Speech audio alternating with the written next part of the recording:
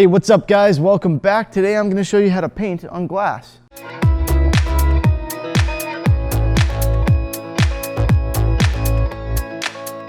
Now before I get into the details of what makes glass difficult to paint and how you need to go about it to get stuff to stick properly and whatnot, let's go through some examples real quick so you can see what you can do with this.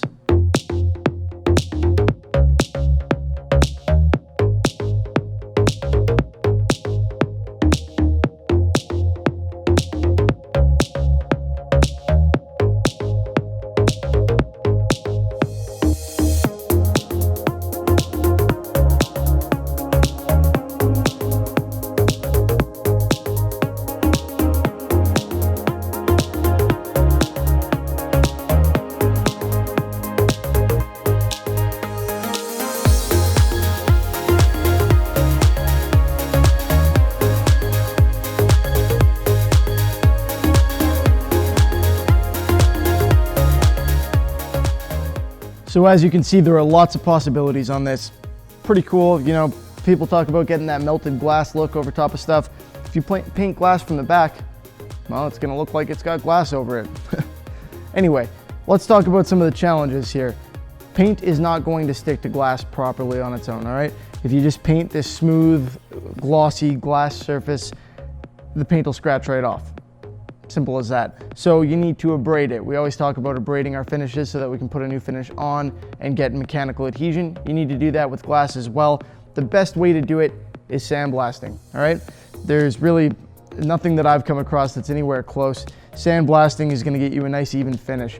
Now, ideally, you don't wanna use a really coarse sand. You can in some circumstances, particularly if you're going for a rougher look, but you know, there's garnet, there's sand. What I use is called aluminum oxide. It gives me a very fine finish and allows my paint to go on really smooth. Now I use a big industrial blaster to do this with my aluminum oxide, but that's not the only option. Let me show you what I use real quick and then I'll talk about what you can use so that you can do this pretty much anywhere. So this is the unit I use for my aluminum oxide blasting. It's good for larger surfaces if I want to do that platter or something even bigger, you know, whatever's going to fit in here, and this thing's pretty sizable. I can get a nice even finish on it. The thing is, obviously you're not going to have one of these.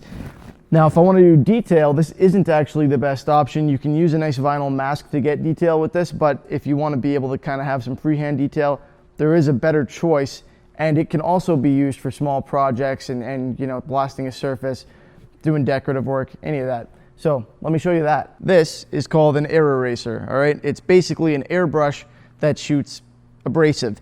And in this case, the aluminum oxide that I've been talking about, that's what you're gonna shoot out of this. Usually like a 240 grit or something is gonna give you a nice smooth finish. It's actually pretty straightforward to use. You just put the sand or aluminum oxide in the top, but not in that air pipe, and then hook it up to a compressor, just like you would an airbrush. And when you push the trigger on top, it shoots the sand.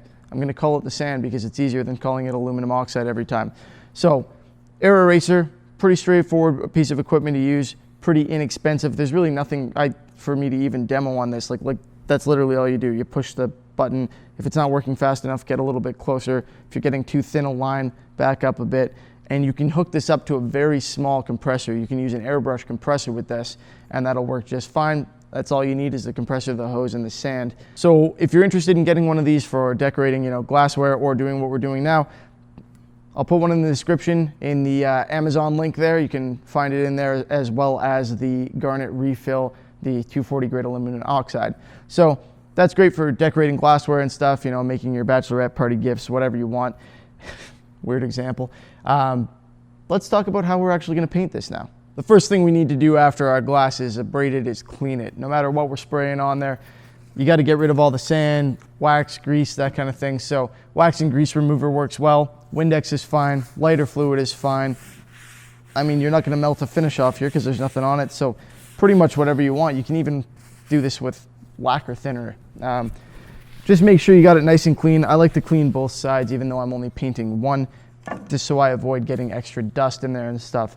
Now on this particular piece, what we're doing, and I think I may have shown you this when we did the little demo there at the beginning, is a Northern Lights style finish. It's what the customer requested. I'm actually doing a bunch of them. I got like a tray of them over here. And it's gonna be kind of a swooping green Northern Lights effect with a pearlescent black in the back. So I'm going to pull out some airbrushes and do that, and you can of course see how I go about it, but it's pretty straightforward at this point. You can use acrylic, you can use enamel, you can use polyurethane, anything pretty much that has some rigidity to it, and go ahead and spray it right on. If you're worried about adhesion at this point, and frankly, once it's blasted like this, it should be pretty good. It always has been for us here. You can spray a little bit of adhesion promoter on here, and that's gonna make it even more durable and allow that paint to bond to the glass even harder. So let's get started. So I'm gonna pull out some airbrushes. We're gonna spray some acrylic. Again, you can use acrylic on this, you can use enamel, you can use polyurethane. It should all be okay. So I'm gonna get started. We're gonna get our swooping pattern in there first. Remember, when you're painting glass from the back, you have to do everything backward. So I have to put my transparent front layer first. Then I have to put my little bit of pearl that I'm adding in there. Then I have to back it with some white so that it's got a little bit of punch to it so you'll be able to see it from the other side. And then I have to go in and put the black background. Lots of steps. Let's get to work. So as per the customer's request, I'm gonna start here with a kind of pearl green. He wants some sparkle in there, so that's what this is going to accomplish, and it's going to lighten things up a little bit in terms of hue and add a little bit of yellow. So this is kind of a toxic looking green. To get the pearls to go through the airbrush, you need a fairly wide nozzle. I'm using a 0.5 millimeter here, and I've got a fair bit of reduction going on. And you'll notice for this, and now I'm coming in with the transparent green to add some kind of color to it and make it more green, but you'll notice that I'm doing these fairly wide lines. Now this is much as if I were doing this on top of black, except we're reverse painting, so those wide lines aren't going to be an issue. A lot of that is going to disappear when I come in from behind with the black.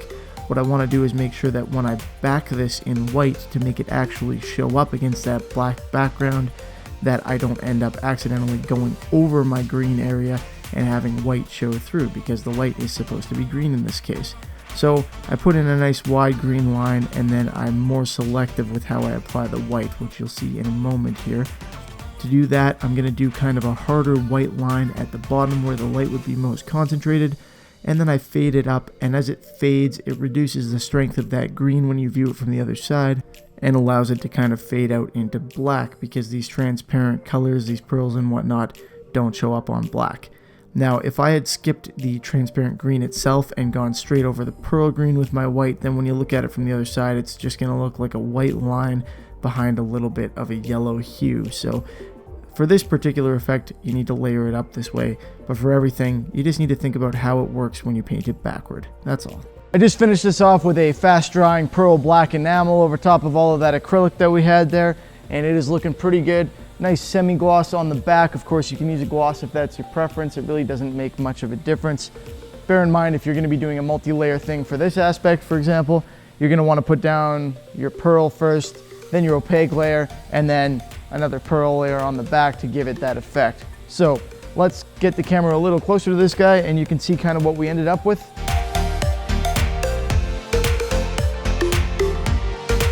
That's it. That's the process for painting glass. Hope you guys enjoyed the video. If you did, please feel free to give it a thumbs up. Don't forget to subscribe if you haven't already. And as always, thank you for watching. Have a good one. I'll see you next time.